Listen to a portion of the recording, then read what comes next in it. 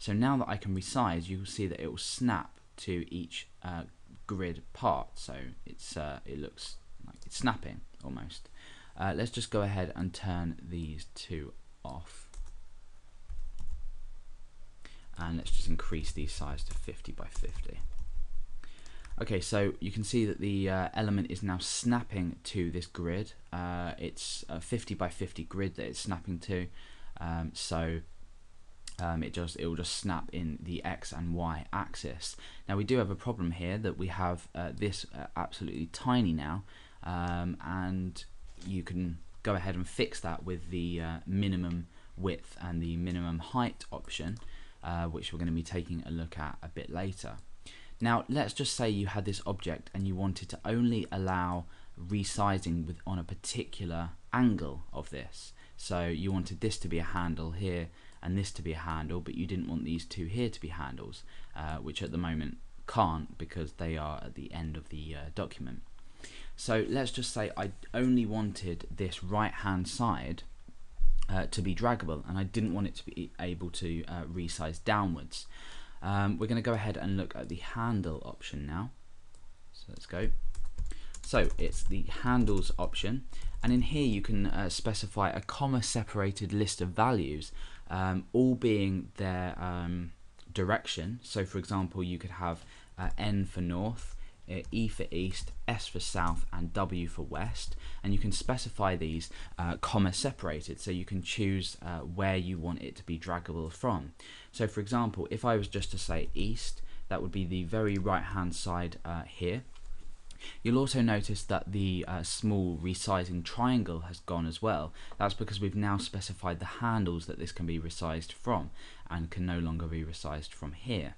So for example, if I was to hover over this bottom one, you can see that I can no longer resize this here or at the corner as well. However, I can go ahead and resize from the east. Now if I wanted, for example, it to be resizable from the east and the southeast, which will be this corner here, I can go ahead and comma separate SE. Now this will allow me to separate from the east and the southeast as well here. So you can see that the little triangle is back because we can now resize from the corner. We can resize downwards like this. However, obviously we can't grab it by this edge. So this is a comma separated list of values. The values that are available to use are obviously north, east, south and west. You could have northeast, southeast, southwest, blah blah blah, and so on. So you can define, you know, the options that you choose. Now you can also just go ahead and specify all here, and what all will do is it will allow it to be dragged from all angles again. Now you'll notice that this time instead of if we didn't include this option, for example, let's just try that, you can see that I can't actually drag it from this corner. So you can see that I can't actually drag from the west or the north here. So to handle this, I guess, if you'll excuse the pun, you can set all here. So when we refresh, we can actually resize inwards like this, and we can resize it anywhere on the page that we like because we've specified all handles available, so we can do it from all corners and all edges of this div. So that's the handles, which is an extremely powerful functionality tool or option when it comes to this. Now let's finally take a look at the max options. So the options that we actually have are max height, which we can set a max height. So for example, at the moment we are at 100 pixels by default, so let's say max 200, sorry, not px, and we'll comma separate and say max or min height as well.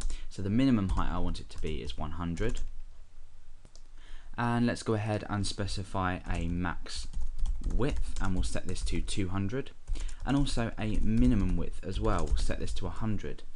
So essentially what we're doing is we're setting the minimum height and the minimum width to their original values, 100. Obviously these can be any value you want to set them, and the maximum height will be 200.